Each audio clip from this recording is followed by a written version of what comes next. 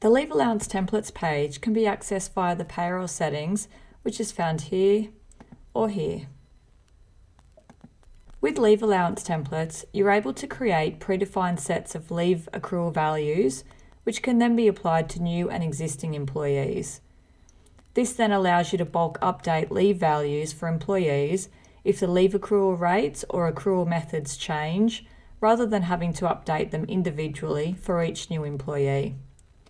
On this page, you'll see a list of existing Leave Allowance templates, and these will display the number of employees that are linked to that template. You can use these templates as is, or change the settings within to suit your business, or you can create your own. You can click on the number of employees linked to the template to see the details of all active and terminated employees linked to the template.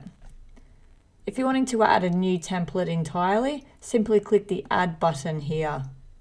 You'll need to give it a name and configure the leave year settings. From here, you've got a few options on the drop-down box.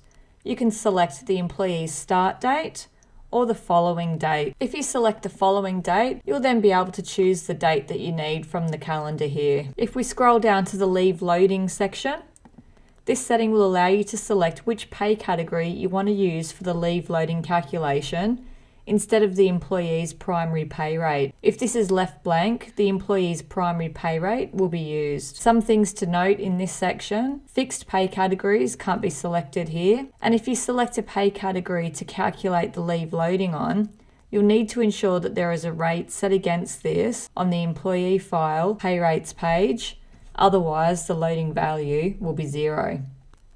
With the enabled leave categories here, you can select the leave categories that you want activated, that is, that you want employees to have access to. And if we scroll further down here to show you the long service leave, the contingent and entitlement period, from here you can enter the number of years each period should be activated from, although the system default is 5 years for contingent and 10 years for the entitlement period. If the contingent period has occurred, this leave category will appear in an employee's termination pay, and you can choose to pay it if the leave is set to be paid out on termination. Additionally, if the entitlement period has occurred, the employee will be able to choose that leave category when applying for leave. If we scroll back up, we'll see this override button here.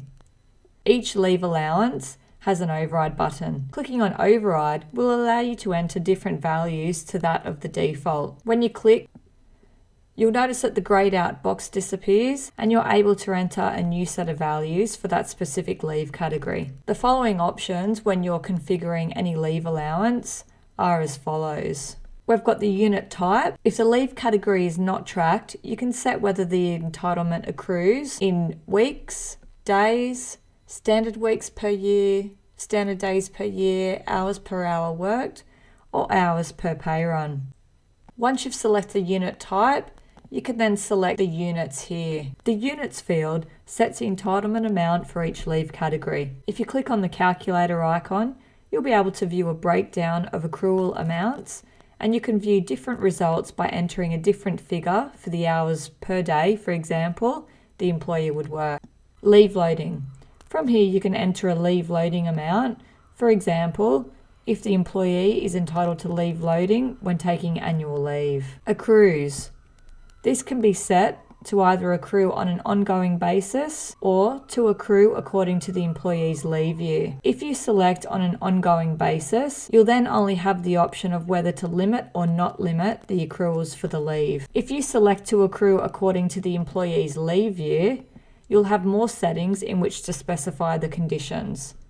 These include whether or not you want the leave entitlement to start after a certain number of months, whether or not you want to accrue the leave in advance. This means the total amount of leave owed to the employee within the leave year will be accrued upfront in the employee's first pay run. The employer will no longer continue to accrue leave during the leave year. Upon commencement of the next leave year, the entire leave entitlement will again be added to the employee's balance in the pay run, which is dated after the employee's leave year. The next setting, whether or not the accruals for this leave category are not limited or limited to. If you select limited to, you'll then be required to enter the number of hours for the leave year that you'd like that leave category to be limited to. And the last section here, whether or not you want the leave to carry over.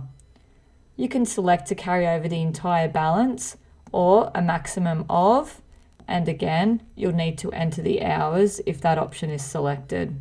If you select to choose to only have a maximum number of hours carried over, if an employee's balance is greater than those units, the balance will be adjusted in the pay run. Once you have finished making any adjustments, you need to scroll down and click the Save button for the leave allowance templates. Now when you create a new employee or are wanting to add this leave allowance template to an existing employee, you can select the template on the employee's file via their pay run defaults page. Finally, if you do need to make changes to an existing leave allowance template, such as this template here, we're going to change this to 8 hours for the purposes of this example. We'll scroll down and click Save. You'll have a confirmation box up here that confirms there's 2 employees that are linked to this template, and would we like to update their leave allowances now? We'll click OK.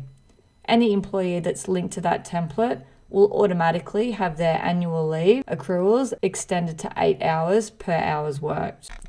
You're also able to copy a leave allowance template, which is handy if you need to create another slightly different template. Simply hover over the template and select the copy icon there.